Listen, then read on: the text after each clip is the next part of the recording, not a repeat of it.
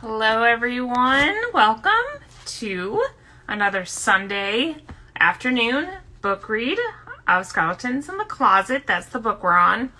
This is the fifth book in the tie-in series for Roswell. We are reading chapters 15, 16, and 17. Michelle will be reading first, and then it will be me, and then Allison. So, just waiting for people to get in here, and if you are here, I will count you as an extra entry for the holiday giveaway of the necklace or the keychain. So, yay! Hello, Gabby, Allison, Jaw. Yay! Gabby, I don't know if I have you down for one of the giveaways, so you'll have to let me know and comment on the post if you want to be in the giveaway. So, let's see. Allison, I've got you down. 4 entries now. Judy, I have down. Let me see where I have her. I've got it. Got it. Hey, Michelle's here. Drum GGDR's here. Yay. Okay, cool. Let's see if I can get Michelle in here. I think y'all know everything about me, but if you don't, then, oh well. Watch some other videos. Yay, now I get a good filter. Okay. Adding Michelle. Big Mahadra water bottle. Hi. I like your background. Oh, thank you. And your hair. Oh, thank you. Thanks. The pink's already washing out, but what can you do? I know.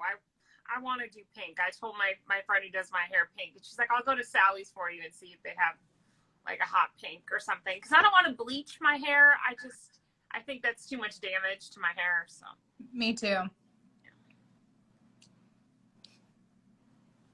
Okay. Cool. So I kind of have to take attendance because of my giveaway. Okay. So I'm I'm gonna do chilling. that real quick. Kathy. Hey, Allie. Hey, Jess. Hey, Jody. Book Queen Jess is here. Cool, cool, cool. And I got Jody. Do the pink. Okay. Yes. Hi, Kathy. Yeah. People like me with pink hair from like that filter. Let me show it to you because it kind of does a weird thing to my headband, but I'll show it to you.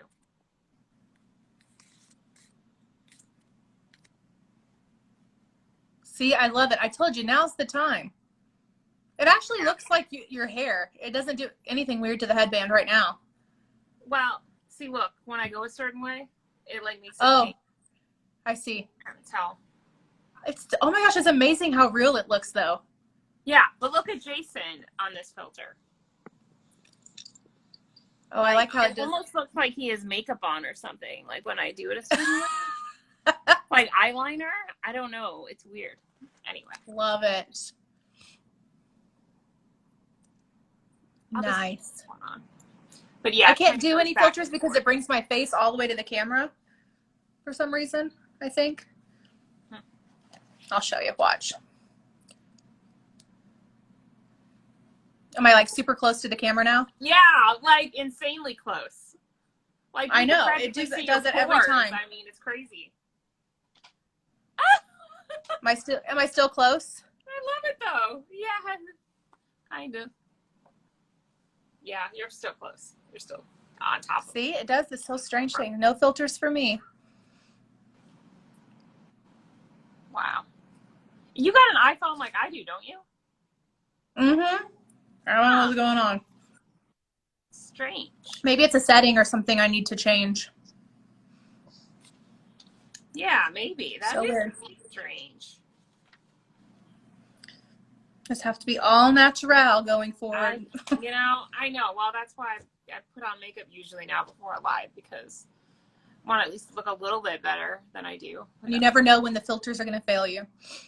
Well, I'm glad I did because when Jason joined us for the End of the World rewatch, I made sure that I, put on makeup before I went on.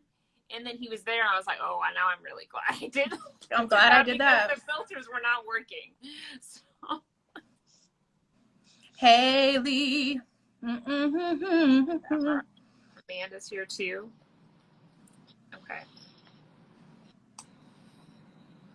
Deborah. Where's Deborah? Haley's in the granolith. I'm in the pod chamber. So fun. Okay. I think we can start reading. Ready? We're gonna read. All right. 15? Chapter 15. All right. I was like, did you hit record? And then I just realized we're not on Zoom. Yeah, it's already recording. Because usually you do that spotlight thing and I like just pop up on the screen and I'm shocked. Mm-hmm. Don't even have to do that anymore. Yes. All right. The night had been uncomfortable for Michael, Maria, and Liz. After they returned to Maria's house from the crashdown, Amy DeLuca had allowed Michael to stay over as long as he slept on the couch. Liz stayed over as well, sleeping in Maria's bed, just like they had done growing up when sleepovers had been filled with more fun and innocence. Several times during the night, Maria heard Amy getting up for water or to go to the bathroom, or because of some other excuse, but even half asleep, Maria knew why her mother had really risen. She wants to make sure Michael and I are behaving ourselves. Little did she know that they had already been intimate, the first time on the evening before the pod squad was supposed to leave Earth in the granolith. Early in the morning, Maria awoke to an odd sight. Michael was squatting beside her bed, looking at her with a goofy grin on his face. "What's so funny?" she asked, one hand subconsciously wiping the side of her mouth where she knew she had probably drooled on her pillow. "Nothing's funny," Michael said. "I just enjoy watching you sleep." See, this is when Edward took that line from Michael. "Sure, you were just hoping for some girl-on-girl action, weren't you?" He mimed being shot in the heart. "You wound me, my lady." Yawning, she noticed the morning sunlight coming in through the bedroom drapes. "What time is it?" "Haven't looked yet. It's still early. I couldn't sleep very well. I'm kind of restless. Well, really restless." Maria knew that they were supposed to meet Valenti sometime this morning for coffee to discuss the afternoon's pending events. Thinking of her mother's concern last night about who was sleeping with whom, she found herself idly wondering where Amy's sometimes boyfriend had spent the night. "Where and when are we supposed to meet with Valenti again?" Maria asked. She felt fuzzy, sleep still enfolding her brain like a blanket. "At the crashdown at 9:30. Michael hesitated a moment, then added, "Can you get up and drive me someplace first?" Let me consider the options," Maria said. "More sleep or drive my potentially psychopathic boyfriend somewhere on the day of his big trial." An angry shadow passed over Michael's face. "It's not a trial, Maria. It's only a hearing. The trial comes later after the hanging judge throws me back behind bars." Maria immediately regretted her big-mouthed wit. "Michael, I'm sorry. It was a joke."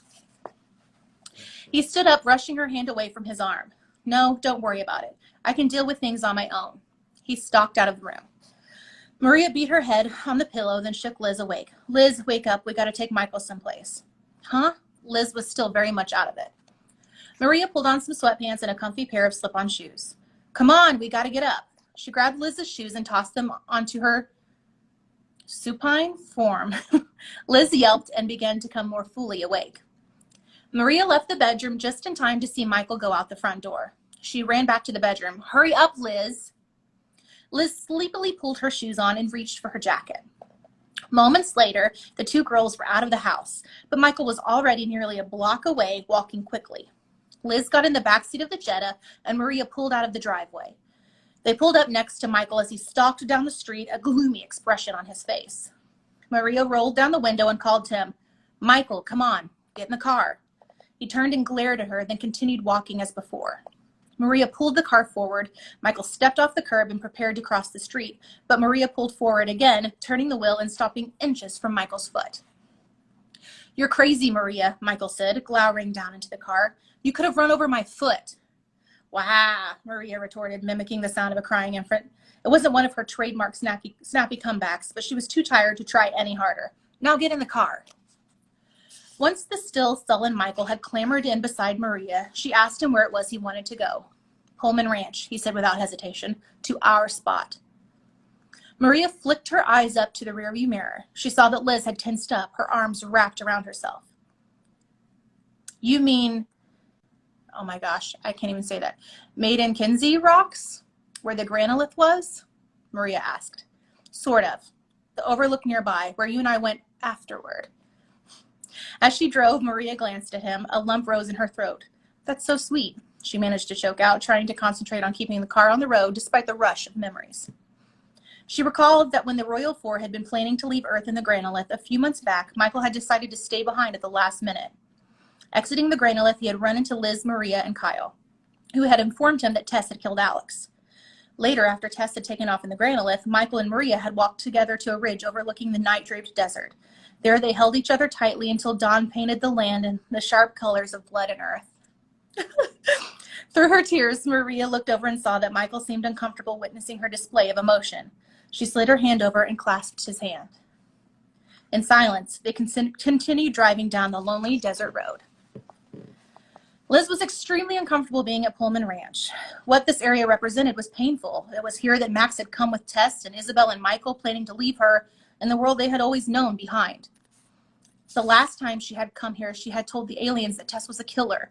Despite that revelation, Max had let Tess go.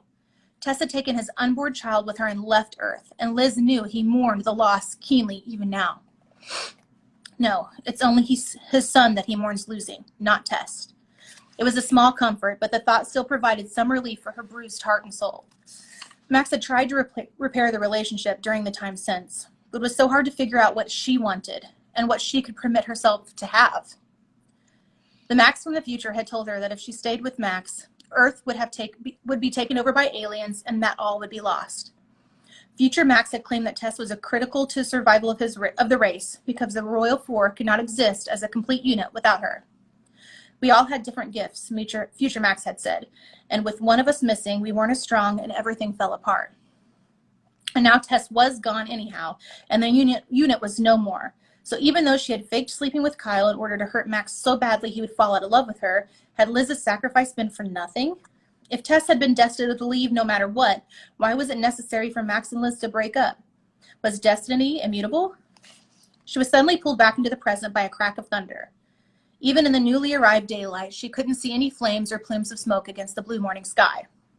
Another explosion followed, and then a third. Keeping low, Liz ran toward the sound, painfully aware that it was coming from the direction of the overlook, the spot where Michael and Maria had gone. Peering around a rock outcropping, Liz jumped a grin when the sound from a fourth explosion split the air, and now she saw what it was. As a shower of dust and rock fragments began settling on the ground. Maria sat on the edge of the overlook, her fingers plugging her ears. Michael stood in front of her, his arms raised, his hands faintly glowing with power. He pointed a hand at another small boulder, which fissured open with a loud report before exploding into rubble. "Hey!" Liz yelled, stepping into the open. Michael turned to look at her, and seeing his actions, Maria did as well. "Not exactly low profile, Michael," Liz said. She stalked closer to them until they could hear her normal voice. "We don't know who else is out here. What if Hanson's people have been watching us? Do you really want some sheriff's deputy to see you blowing up rocks out here?" I needed to get this energy out of my system," Michael said, lowering his no longer glowing hands. "All day yesterday and all night it's been building up inside me. Better here than in front of Judge Lewis." He began to walk forward toward one of the crumbled targets of his power. "I've got so much inside me that can hurt. Even back on Antar, I was a military general. My whole reason for being seems to be to enact violence, but I could never use it against him. I never did use it against him, no matter what he did to..." His voice broke off and he fell to his knees. Maria was on her feet and running towards him as quickly as she could, and Liz moved closer as well.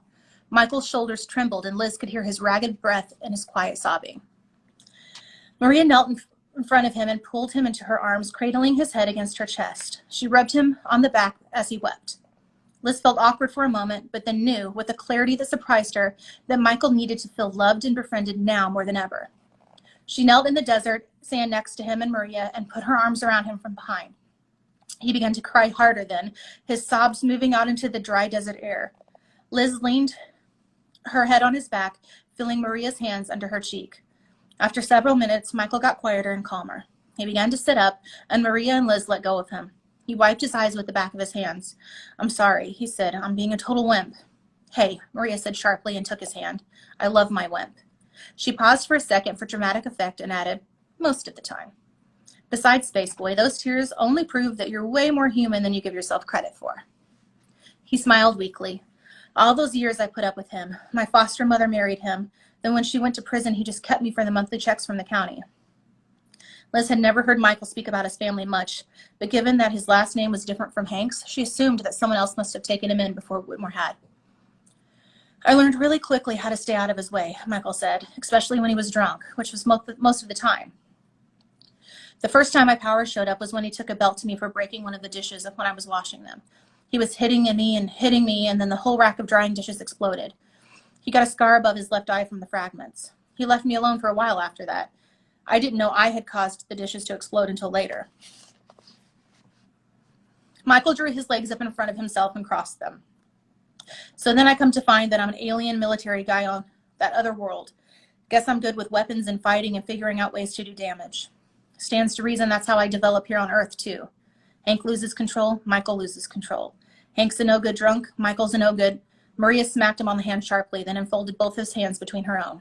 Hey, you can talk about how crappy Hank was to you all you want, but kindly leave yourself out of that picture, okay? Michael looked her squarely in the eyes. He seemed almost preternaturally calm. Maria, can you tell me, truthfully, that you did not wonder for a moment whether I was the one who killed Hank? He turned to look at Liz, and she could see in his eyes the sadness he often buried beneath the veneer of tough guy aggressiveness. Can you, Liz? Grasping for the right words, she fidgeted for a moment before she responded. Michael, anyone would wonder at least for a second or two, but that doesn't mean that I think you killed him. He withdrew his hands from Maria's and held them both up in front of him. Why not? Every time I get angry, I lose control, and when I lose control too much, I blow things up. That's my power. I don't heal people, Max does.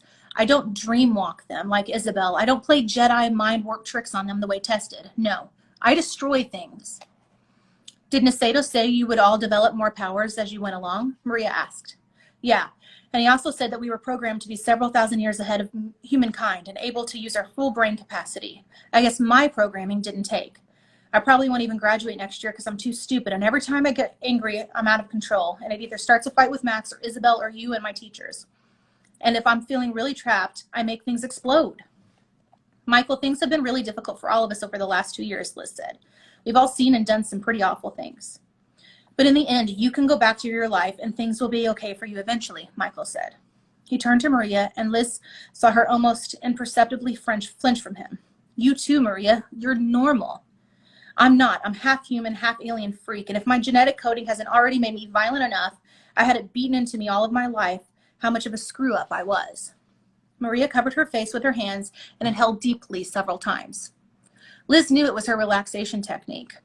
Finally, she removed her hands, and Liz saw tears, as well as a fire every bit as intense as Michael's explosive powers in her eyes. Listen to me, Michael. Do you think I'm stupid? No, she cut him off. That was both a real question and a rhetorical one. I am not stupid, and neither is Liz, and neither was Alex, and neither is Valenti, or Kyle, or Liz's dad, or my mom. Every single one of those people believes in you, believes that you are worth their time and their energy, and in some cases, their love. Your dad screwed you up, Maria continued. So show that you can beat him. Show the world that you're a better man than they think, because you are better than most people might think. And you aren't some DNA-enslaved replicant who is fulfilling some pre-programmed mission instead of charting his own personal destiny. You don't need to be the product of your environment or your genes. Screw your stepdad. Screw your armies on Antar. Still on her knees, she scooted closer to him. Cupping his chin in her hand, she forced him to look into her eyes. Be Michael. Be the guy I fell in love with, who I am still in love with, no matter how many times this relationship feels like a trampoline inside of a tornado. Be Michael. Liz realized that she had been holding her breath ever since Maria had started to speak. She abruptly let it out. Sorry, I had to breathe too. She abruptly let it out in a great rush. Neither Michael or Maria noticed. Their eyes were still interlocked. Liz stood, moving away to give them some privacy, and was startled when her cell phone started to ring. She answered it quickly, her voice hushed as she continued to walk away from Michael and Maria. Hello? Hi, Liz, it's me. The tiny speaker made Max's voice sound small and grainy. Liz found that seeing Michael and Maria reaching out to each other had put her in a forgiving mood. The pique she had felt earlier towards Max because of his sudden departure without her had mostly evaporated. Hi yourself, Max. How did you sleep? All right, I guess. The three of us spent the night in a little motel just outside of Santa Fe. Kyle had been putting Isabel through some sort of Buddhist caseism all morning. And I think the desk clerk wants me to move in with him. What? Liz asked, startled. Nothing. Is Michael preparing for the hearing? As prepared as he'll ever be, thanks to Valenti's visit last night and a pep talk from Maria this morning. And Valenti is going to meet with us before showtime. Good. Tell Michael I believe in him. Max seemed impossibly far away, as though he was speaking to her all the way from Antar. She tried to banish the thought without much success. I will. So how goes the snipe hunt? She said, eager to hear his voice again. It's been a mixed bag so far. Isabel used a photograph to dreamwalk Dr. Scarston and found out she's had some contact with Daryl and Christine Morton, and we've even managed to locate Scarston herself. And what does she have to say? We don't know yet. She ran away and disappeared the moment she saw us. Makes me think she might be up to no good, just like Tess. Liz hated hearing him utter Tess's name. Then she thought about the things Maria had said to Michael about choosing one's own destiny. The thoughts guided what she said next. Michael, you really don't have a very good idea of what Dr. Scarston is like, other than the fact that she seems spooky easily. Maybe she has something to hide. Maybe, or maybe she's afraid of something. What are you saying, Liz? Just that you probably shouldn't let your bad feelings towards Tess make you assume that Scarston is evil too. Just because they share some same genes doesn't make them the same person. Liz looked off into the distance where Michael and Maria seemed to be sharing a placid, gentle moment, staring off together into the blue dome of the sky. Nature doesn't always trump nurture, Max, she said. Silence crackled on the other end of the line until Liz wondered if she'd lost connection. Max? I'm still here, Liz. I was just thinking about what you said. Maybe you're right. Maybe I'm looking at Scarston through test-colored glasses. Anyway, I guess we'll get the truth of it pretty soon. We're heading over to her house now. Maybe she'll agree to talk to us this time. She heard the edge of obsession that underlay Max's tone. It was something noticeable whenever he thought carefully about the persistent memories of his alien heritage. And it was more noticeable since he had lost his unborn son. Where Michael used to be the one obsessed with their alien natures, Max was increasingly overtaking him in that role. Good luck, Max, she said quietly. Thanks. And be careful, she wanted to say more, but didn't want to risk driving him even further away. His laugh was gentle quicksilver. Liz, Dr. Scarston might be part Tess, but I really don't think she's dangerous. She's like, 60 or something. What could happen? They said their farewells and rang off. A great pity of apprehension yawned wide inside of her as she slowly walked back towards Michael and Maria. What could happen? Okay. On to chapter 16. Let me get some water before that.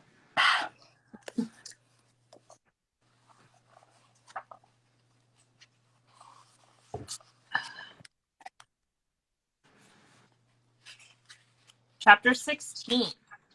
Standing in the foyer just outside Dr. Scarston's front door, Max wondered why the scientist shouldn't be even more frightened to see them here than she had been back at the university. Still, there was no alternative to trying again to speak to her.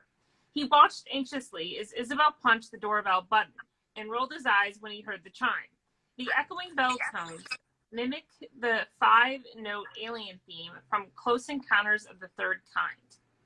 Sounds like she's been expecting to visit from you wild and crazy Czechoslovakians for a long time now, Kyle whispered, grinning lopsidedly at Max. Maybe she wants you to feel right at home. Or maybe she's just a sci-fi fan, Isabel said. I wouldn't have expected that, Max thought. Tess was never much into that stuff. Of course, she lived it, didn't she? After getting no response to his second ringing of the doorbell for nearly a minute, Max rapped firmly on the door. I don't think anybody's home, said Isabel. Max nodded in agreement, then placed a hand on the doorknob. Closing his eyes in concentration, he gathered his internal energies, then abruptly released them, channeling them into the lock mechanism. The door swung silently open. Max called out Jolene Scarson's name and waited, but no one came to the door, and there was no sounds of movement coming from within the house. Max favored Kyle with a lopsided grin, then started across the threshold. But he paused when Kyle spoke, his tone serious. So far, Max, it's only breaking, but if you go in there, it's breaking and entering. Max tilted his head to the side, surprised at his friend's reticence. Remember when the power went out and a bunch of us were trapped inside the UFO center with Brody and a disembodied alien? Of course, that was only a few months ago. Your dad told me about how you helped us that night by getting the blueprints to Brody's place out of the library. The ex-sheriff's son shrugged. So how did you get in the library in the middle of the night? Kyle raised his eyebrows, but appeared to concede Max's point. With an ironic bow towards Scarson's open doorway, he said, "Go on in then. I'll stay out in the front down here and stand watch in case Dr. Scarston comes back." "Good plan," Max said. He walked inside, followed by Isabel. Kyle cautioned him one final time. "Max, if we get caught doing this, we don't have a friend on the force here. This is Santa Fe, not Roswell." "Then we'll just have to make sure we don't get caught," Max said, just before he and Isabel ventured inside. The main level of the compact townhouse looked pretty much as Max expected. The somewhat cluttered, book-filled home of an academic. Tall wooden bookshelves lined the walls, crammed with books of every description, ranging from nonfiction volumes on archaeology, religion, medicine, and cosmetology to classic science fiction novels. The mantel shelf held a few dusty knickknacks and small sculptures from foreign lands whose cultures he didn't recognize. "Dr. Scarston sure seems to read a lot more than Tess ever did," Max said, impressed. "Who'd have thought Tess had it in her?" Isabel surveyed the combined living room, dining room area with a critical eye, running a finger along one of the book-filled shelves. "She does a lot more than Tess did, too. Go figure." Making their way up the stairs, Max and Isabel entered a room that seemed to be part bedroom and part office. Even more books and papers were crammed into the smaller space, with everything arranged in concentric stacks around a beat-up oak desk, atop which sat at some somewhat outdated computer. "She probably can't afford to buy the newest model every year on a professor's salary," Max thought. Isabel suddenly tensed. "What was that? I didn't hear anything. I thought I heard something move downstairs." "Kyle's down there, remember? I think he'd have shouted a warning if anybody came by." She nodded her head, looking embarrassed. "Just jittery, I guess. I don't think I'll ever get good at burglary." He smiled, glad to hear it. Always having to bail Michael out of trouble was difficult enough. He didn't need his sister to become a problem child as well. Max and Isabel began inspecting the contents of the bookcases surrounding the desk, as well as the heaps of books and papers that lay all around the workplace. "Bingo," Max said after a few minutes. He lifted a heavy tome up. Lifted a tome? What is tome anyway? Tome? I don't know. Is that like a... I can think of it as like those books. I'm Googling it. Yeah. He lifted a heavy tome up so that Isabel could inspect it. By the way, guys, because I keep touching the screen because my phone's being weird and I don't want it to end the live. Like when it's done this before, like it starts to like screen save. Like I'm not using my phone. You know when you don't use your phone and then it kind of goes black? It's starting to like do that. And I'm like, no, I'm using the phone. So I don't know. Brady, it's tome. It's like a large book. It's a large book. Okay. Mm-hmm. Good to know. All right. So, large book. Where was I? Okay. On the dust jacket. On the dust jacket was a lurid, grainy photograph of a classic disc-shaped UFO hovering over the iconic image of a big-headed gray alien. The alien looked about as real as the inflatable souvenir alien dolls Amy DeLuca sold at the Crashdown Cafe. "We must be in the right place," Isabel said, picking up a volume that showed a picture of a DNA molecule on the cover. "Liz would go crazy in here," Max said, feeling an exhilarating rush of discovery. "It looks like Scarston has a whole library here on molecular biology, recombinant DNA, radiation, oncology, blood disorders." "Max, what's this?" Isabel said, kneeling to touch the books that lined a shelf near the floor.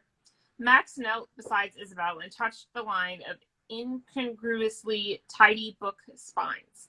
He tried to remove one of the generic-looking red hardcover volumes on the low shelf, and was surprised to find that every spine on the shelf was fused, as though all of the books there had been glued together. "These books are fakes," Max observed. Isabel's brows knit together. "That doesn't make any sense. Why would a college professor have fake books in our home office?" Because, Max said, pushing hard on the row of false spines, burglars usually don't bother with people's libraries. The money's better in stolen stereos and TVs. The row of false books suddenly turned on a pivot, disappearing behind the shelf above like a garage door folding itself open. Max and Isabel peered into the shadows that filled the now empty lower shelf. Max wasn't terribly surprised to see a faint gleam of metal at the back of the shelf. A safe, he said. He lay down on the floor to give himself better access to the safe door. Concentrating his power through his right hand, he opened the door and gently pulled a black plastic container about the size of a large school backpack from the locker's dark interior. She went to a lot of trouble to keep anyone from finding that, Isabel said, as Max moved the box to a clear spot on the floor, sitting beside it. She knelt nearby, watching as he carefully removed the box's lid. Inside the box lay several sealed test tubes containing a substance that appeared to be blood, though in the shadows, Max could see that the fluid was suffused with a faint blue glow. Carefully removing the vials, Max found a thick stack of manila file folders, which he lifted from the box as well. The box was now empty except for another sealed, glowing vial, this one larger than the smaller bottles of blood. He lifted it up to examine it more closely. Half oozing, half crystalline, and as blue as the desert sky, there could be no mistaking what the stuff was. Gandarium, they both said together. After a moment, Isabel made a face. That bottle looks all right. That bottle looks airtight, she said. Isn't this stuff supposed to die when it can't get any air?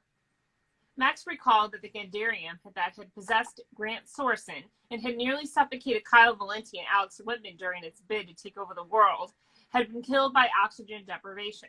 He made a face that matched Isabel's. You're right. So why does it look like it's still alive? Isabel said. My guess is that Scarson has discovered something that can be mixed in with the Gandarium to keep it alive, but only just barely, Max said. The seal on the vial must keep the stuff from getting the air and water it needs to grow out of control. Liz can probably figure it all out once we get home. Isabel looked appalled. Gandarium is pretty dangerous stuff, Max. What if it accidentally gets out? Lyric described it as a kind of alien virus. Do you want to be responsible for contaminating the entire planet? I'll be careful with it. But do you really think we ought to trust a woman who is basically tests to hold on to this stuff? Isabel appeared to ponder that for a moment, then nodded grudgingly. All right, it looks like we don't have a lot of good alternatives here. You just said a mouthful, said a sharp voice from behind them. Startled, Max turned towards the sound. He froze. Dr. Jolene Scarston stood in the doorway, holding a large pistol in front of her with both hands. It was pointed directly at Max's head.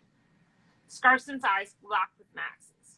Put that vial down, she ordered, cocking the gun, nice and gently, then back away from the box. Max had no choice but to comply. Take it easy, he said, as he stepped carefully backward, empty-handed. We haven't come to hurt you. Sure. First you surprise me in my office, wearing faces I haven't seen for 50 years. Then you break into my house and try to rob my safe. Should I take you in as house guests? Bake you a cake, maybe? Adopt you? What happened to Kyle? Isabel asked. Only then did Max remember that Kyle was supposed to be standing guard out in the foyer. Your little friend out by the front door? Scarson asked. Big, strong, attractive kid. But he's something of a pacifist, isn't he? He ought to have a hell of a lump on his head when he finally wakes up. Ouch, I'm never going to hear the end of this, Max thought, assuming we all get out of here without getting our heads blown off. Scarson's hands were shaking, and Max noticed a sheen of sweat forming on her brow. It was obvious that she was terrified. Max knew he had to calm her down fast, or else the situation could get very ugly very quickly. Who are you working for? Scarson demanded, shaking the gun to emphasize each syllable of her query. We're here on our own, Max said, carefully keeping his hands out where she could see them. We're not working for anyone. We only want to talk to you. About what? About your past. He exchanged a quick, nervous glance with Isabel, then decided to press on. About the day the aliens took you. The gun wavered slightly in Scarson's hands, though Max was uncomfortably aware that the barrel was still pointed squarely at him. Max kept both his hands up, palms pointed outward. He could see that she was frightened enough to shoot without necessarily meaning to. Gotta get a power shield up. He felt the energy quickly building up within him. How do you know about the aliens? Scarson said, her voice quavering. Please put the gun down, Isabel said. We're not here to hurt you. We came to ask for your help. Scarson clearly had not been expecting that. She lowered the weapon an inch or two, but was still obviously hyper alert. Though this woman had to be around 60, she was clearly no pushover. No wonder Kyle had underestimated her.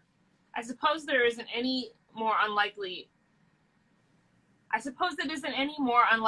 than my having been picked up by aliens in the first place, the scientist said, though her eyes remained hard. Pure test, Max thought. State your business, she said. Then I'll decide whether to put the gun down. We've had some experiences with the same aliens who abducted you, Max said. Some of them go back to our early childhoods, just like you. Scarson took a step forward, and looked them both up and down for a long moment. Then, apparently having reached some internal crossroads, she uncocked and lowered the weapon, though she continued clutching it tightly in her right hand. If you two weren't the spitting image of two other people those aliens grabbed, I might not be so tempted to believe you, or I might have shot you both dead just for burgling my home. Max reddened. We're sorry about that, ma'am. He gestured towards the vial of Gandarium, where it lay in its box on the floor about 4 feet away from him and Isabel. But all we're really interested in is information about the aliens. And the people they abducted, Isabel added. Still suspicious, Scarson moved the box containing the vials from the floor to her desk. She had not yet put away the gun. Max could see that he still had to win her over. He reasoned that the only way to get information was to share some of his own. The Gandarium is the key to what the aliens did to you and the others, isn't it? Max said, recalling what Isabella told him of her dream walk within Scarson's mind. Scarson appeared puzzled. Gandarium? The glowing blue crystal jellyfish stuff in that beaker. That's what the aliens call it. You mean the biomorphic plasm, Scarson said, a tinge of wonder coloring her voice. Well, it stands to reason that people from another star would have a different name for it. How did you get it? Isabel wanted to know. Alien abductees sometimes have traces of the material in their bodies. Max was beginning to understand. So she got her first Gandarium specimens from people who've been used as genetic templates for human-alien hybrids. People like Charles Dupree or the Mordens, or like Scarson herself. Years ago, the scientists continued, I isolated the material and discovered how to grow cultures of it under the right conditions. That's amazing, Isabel said. The only other time we came into contact with Gandarium, it came directly from an alien ship. If you've been exposed to this stuff before, then you've been both lucky to still be alive. Max nodded. We know. It reproduces very quickly when it has access to air and water. Take away its oxygen and it dies. Very good, Scarson said, evidently impressed by his knowledge. Biomorphic plasm is both hard to keep alive and hard to keep from trying to kill everything in the biosphere once you get it reproducing.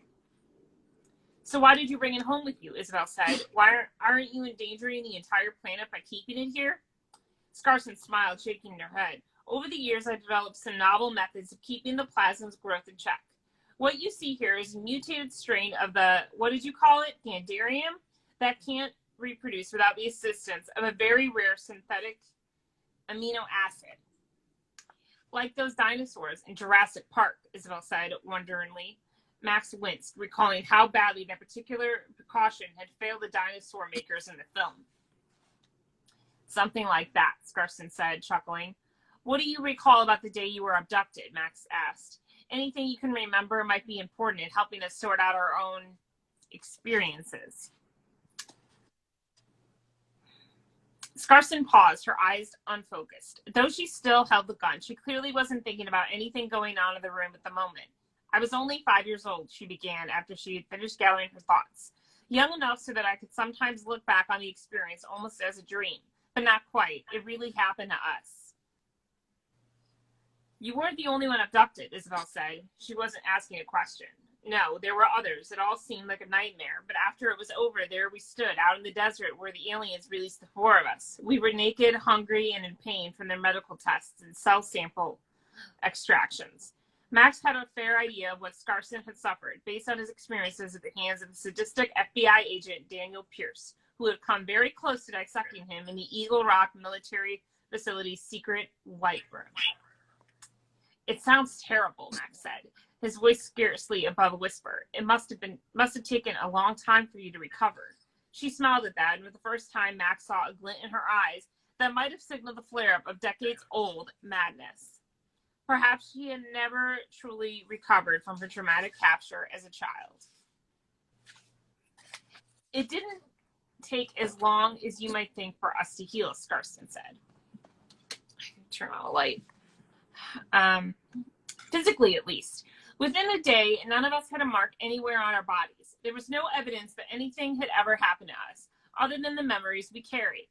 And none of us had a sick day for decades afterwards. While we all got older as the years went by, we felt healthy and vigorous for decades, more like people half our age. I suppose that's a fringe benefit of the traces of biomorphic plasm they left in our cells. Isabel wore a thoughtful expression.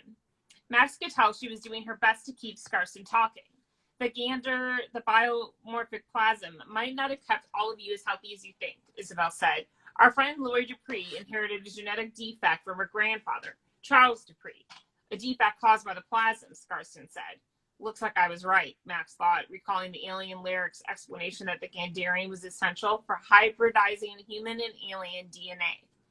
The aliens must have used the Gandarian to alter their captive's DNA before extracting it for the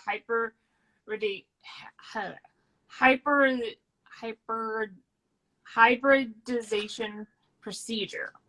That's how they make the two types of DNA compatible. Scarston continued. When I was in graduate school, I contacted Dupree and the Mortons, and they agreed to let me study them for after effects of the abduction experiences. I've documented Dupree's DNA flaw along with all of the other subtle genetic changes the aliens made to each of our bodies. That's how I eventually isolated the biomorphic plasm. I've studied dozens of other abductees, but we four were the only ones whose bodies contained the plasm. I bet the government would love to get their hands on your work, Max said, watching her reaction carefully. Isabel sniffed with disdain. They probably just tried to make some sort of weapon out of it. They need what I keep up here to do that, Scarston said, tapping her skull with a long, delicately tapered finger. And I've never had any interest in using what I've learned to kill people. They'd have to kill me first. That sounded to Max like an invitation to ask another question. So what do you use your research for? Scarston's face lit up with an almost fanatical enthusiasm. Cancer therapies, young man. Were you aware that the old A-bomb tests during the 1950s have ballooned cancer rates all across the Southwest? Max nodded. That accounts for the atomic explosion Isabel saw in her last dreamwalk. Small children are the most vulnerable, she continued, especially to diseases like leukemia and multiple myeloma. But I think the plasm-altered cells of abductees like myself might hold the key to a cure. This material has kept me and the Mortons healthy all these years. Think what it might do for others. Max thought of his own innate power to repair bodily injuries and cure diseases, and how he'd used that ability last Christmas to heal a hospital ward full of terminally ill children, including Brody Davis's little daughter, Sydney. If the Gandarian is the ultimate source of that power, then maybe Scarston really is on the right track. I researched the abduction literature rather thoroughly as well, Scarston continued, partly to avoid being captured again by aliens. That's why I've tried to keep what they did to me a secret all these years. You see, I know there are plenty of others besides the government who might try to wipe out my research or pervert it into some kind of weapon. I don't doubt it, Max said, wondering where she was going with this. For instance, did you know there's a race of extraterrestrials who made their presence known by leaving their shed skins lying around? Max nodded, though he wasn't eager to go into detail about just how much he really knew about the ruthless alien adversaries he and his friends knew as the Skins. Strange, Scarston said slowly. There aren't that many who know of them, other than federal agents or other aliens. She raised the gun and cocked it again in a single fluid motion. Once again, Max found himself looking down the weapon's broad barrel. Scarston's eyes blazed with paranoia and renewed rage. After all these years, you finally found me again. But your mistake was taking on the forms of Daryl and Christine. Max raised his hands. No, I promise you, we're not. Before he could utter another word, Jolene Scarston pulled the trigger. Dun, dun, dun. So now we got to find out. Now we got to chapter 17. It's getting exciting. What is happening? All right, Allie, are you here? I think she is. So we'll see if she's I'm gonna ready. pop out. Yeah. And I got to take some more attendance anyway. So, all right. Let me do that real quick. I see Tiffany came in here. So, don't think Tiffany's down for a prize, but I'm doing this holiday giveaway. So, if you want to be in the holiday giveaway, comment on my holiday giveaway post and you'll get an extra entry for being here. Hello's here. Let's see.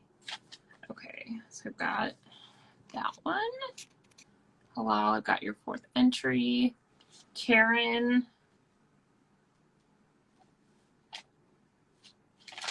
Karen, I don't think I have you down for the holiday thing. And then I've got Deborah and Lawrence Stabby Kitty. Okay. Tish.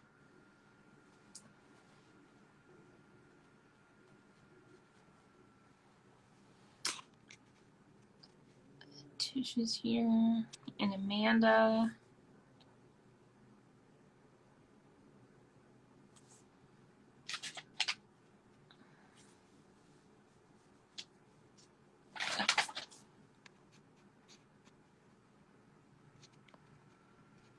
Okay. I'm going to see if Allison's ready. Since I've got everyone down the holiday giveaway.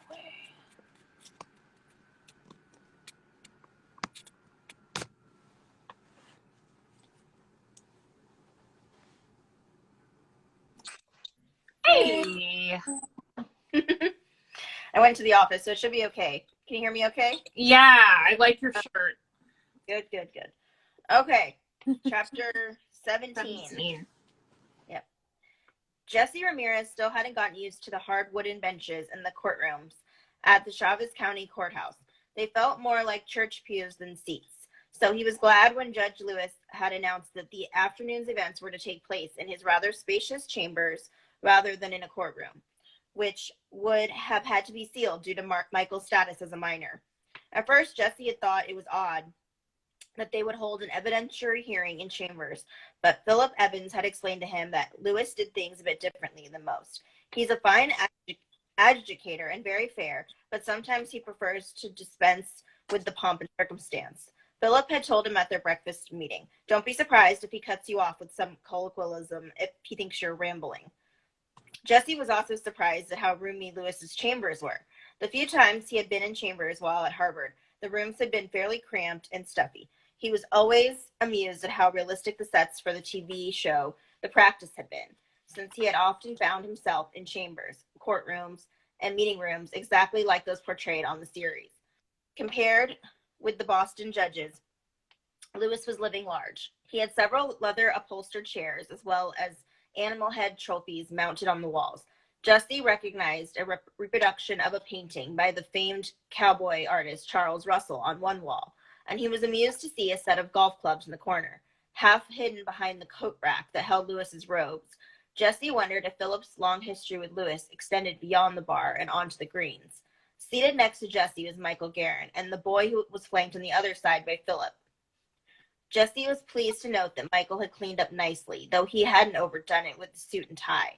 He did have a dress shirt and slacks on, and his hair was neatly combed back. More than that, Jesse noted that Michael was radiating a pure sense of calm. To Jesse's left, in another trio of chairs facing the desk, were District Attorney Janique Mabel, Sheriff Randall Hansen, and State Police Investigator Daniel Lebetkin. Seated next to the judge's desk was Betsy McDaniel, the feistiest septuagenarian court reporter Jesse had ever seen. The others were all waiting outside. Ex-Sheriff Jim Valenti, Maria DeLuca and her mother, Amy, Diane Evans, and Jeff and Elizabeth Parker. They would be called in as character witnesses if needed. At the very least, Jesse expected that Valenti would be questioned. The side door to chambers opened, and Lewis came barreling in, removing a vintage leather bomber jacket and hanging it on the coat rack over his robe. "Sorry to keep y'all waiting. My morning constitutional needed a little amendment this morning." Jesse laughed slightly and was pleased to note that Michael had as well. A quick glance showed that Lewis saw Michael smile and then only the DA on the opposing counsel side was similarly amused. Score 1 point for laughing at the judge's jokes, Jesse thought. Now then, Lewis said, sitting down, I decided to have this little session in chambers rather than in a sealed court, not only because it seems a bit more comfortable, but also because I'm not sure this entire matter merits an evidentiary hearing. So we're still going to follow protocol, and if the evidence supports the need for further proceedings, I'll schedule them. Lewis turned to the court reporter. Everybody's sworn in who needs it, Betsy, she nodded. He looked pointedly over at DA Mabel. Now from what I see, there isn't much evidence here, Miss Mabel, and questions of a formal hearing may soon be moot. So why don't we start with you? Mabel started to stand, then apparently realized she didn't need to. Your Honor, yesterday the remains of Henry Whitmore were discovered buried in the desert. His body had been burned by unknown means, and we are not able as yet to precisely determine the cause of death. There is, however, a large handprint scorched into his chest. Lewis raised an eyebrow but said nothing, so Mabel continued. Mr. Guerin was Whitmore's foster son. We have multiple documented cases of Whitmore physically abusing the boy, as well as 3 wives and assorted girlfriends. On the last day anyone saw Mr. Whitmore alive, neighbors heard shouting, screaming, and gunfire in the trailer where Mr. Whitmore and Mr. Guerin lived. The next day, Whitmore did not go to his job, nor was he seen by anyone. Shortly after that, Mr. Guerin was arrested by then Sheriff James Valenti, but he was released. OR due to an alibi provided by Miss Amy DeLuca. Mabel cleared her throat and checked her notes, tossing the judge a quick look before she resumed. During this time, Your Honor signed an emancipation order for Mr. Guerin, even though the father had yet to be found. Later that evening, Sheriff Valenti claimed he was visited by Mr. Whitmore, who informed him he was going to take a new job in Las Cruces and that he would be taking his trailer with him. Mr. Whitmore never showed up for his new job, nor did he ever take possession of the trailer. In fact, other than Sheriff Valenti, Henry was never seen by anyone until his corpse was discovered. Lewis breathed deeply, then let it out audibly through his nose. He squinted, pondering for a moment. Is that it, counsel? You have no further evidence? We have not yet been able to find any specific physical evidence linking Mr. Guerin to Mr. Whitmore's death. However, Sheriff Hansen and his men are still combing the site, as well as the trailer. Seems to me that evidence would be awfully hard to find in the desert over a year after the fact, Lewis said. And if that trailer's been sold as abandoned, as my paperwork indicates, any evidence there has probably been cleaned up as well. Mabel nodded solemnly. Yes, Your Honor. We do, however, also have evidence that suggests Sheriff Valenti may be covering for the boy. Mr. Valenti is engaged in a relationship with the mother of Mr. Guerin's girlfriend. And according to Sheriff Hansen's surveillance, Valenti has spent an inordinate amount of time with the boy, both prior to his arrest yesterday and since then, including, I'm told, a meeting this morning. She put her notes down. You done now? Lewis asked. After she nodded, he swiveled his chair and turned to Jesse. Well, Mr. Ramirez, let's hear your side. Jesse didn't look at his notes. He had taken a memorization course while still a pre-law under, and instead looked directly at Lewis. Miss Mabel's case is built entirely on supposition and suspicion, with no basis in fact or evidence. Your Honor, Mr. Guerin does acknowledge that he was the victim of his father's abuse, but there is no evidence at all that he ever fought back. In fact, the post-mortem medical test will show that with the exception of a broken bone suffered while he was resisting arrest for battery and a finger broken on the job, Mr. Whitmore had sustained no injuries prior to his death. Except for one great big one at the very end, Lewis said, a grim smile on his lips, the one that French fried him to death.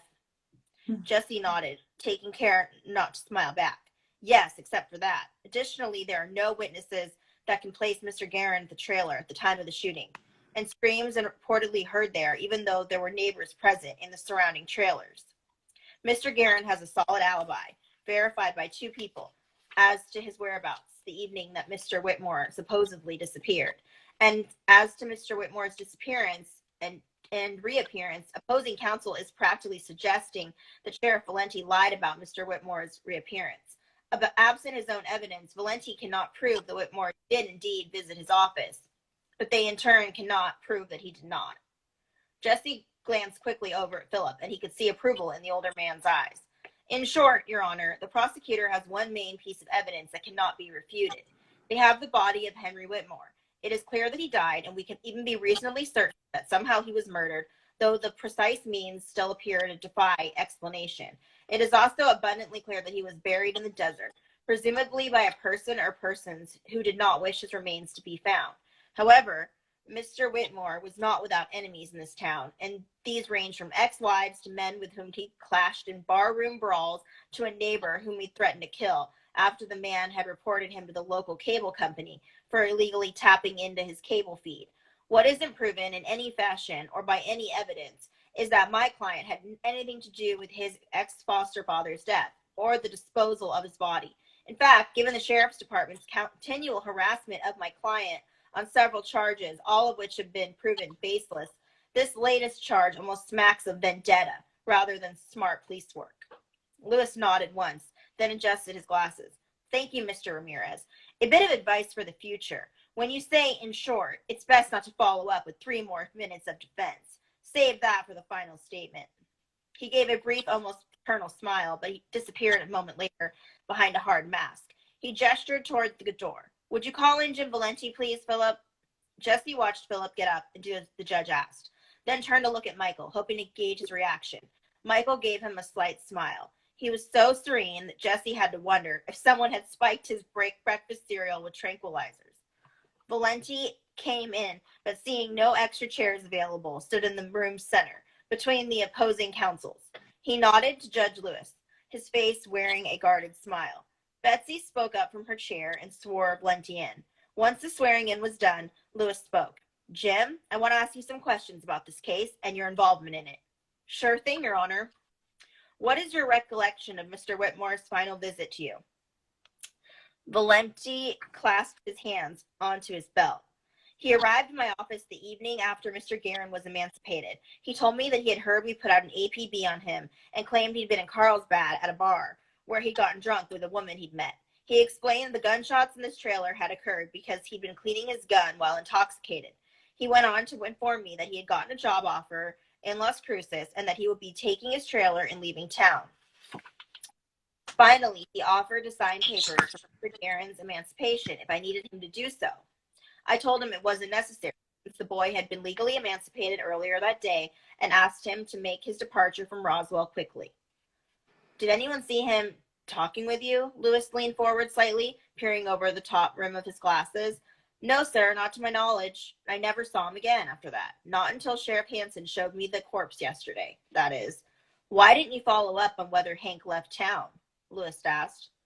Because I really didn't want to see him again, Valenti said. Good riddance to bad rubbish, as they say. I knew how he treated the women in his life. I knew how he treated the police, and I knew how he treated the boy. So I had no interest in seeing him again, unless I couldn't avoid it. Lewis nodded, looked down at the papers on his desk, then back up again. Do you know who killed Hank Whitmore, or have any ideas as to who might have? Valenti grinned slightly. No, I do not know who killed him. I know it wasn't Mr. Guerin. I know there were a lot of people who didn't like Hank much, but there's not a person alive who I think would have killed Hank. Okay, Jim, thanks for your statements, Lewis said. Your Honor, if I may make one more statement on Mr. Guerin's behalf. Seeing Lewis nod, Valenti continued. Boys don't always have the best relationships with their fathers. There are a lot of reasons for that. In Michael's case, it was an extreme. None of us may ever know exactly how much Hank beat on that boy, but I'm betting it was a lot, more than any of us suspect. But I've gotten to know Michael, and as I told Sheriff Hansen and Mr. Lovettkin yesterday, I like to think I've become sort of a surrogate father figure to him. Jesse looked over. Hey, Alison? Yeah. We got to start a new live in like a minute because it's going to cut us off because we've reached the hour. So I'm going to have you stop right there, and you're going to continue at the Jesse looked over at Michael at the top of page 195. And we'll come back in a couple minutes. I'm just going to save this one, and I'll restart another one. Oh, okay, sure. So. Okay. So just pause. Everyone pause for like 2 minutes. I got you on the edge of your seat with the Jesse stuff, and then we'll be back.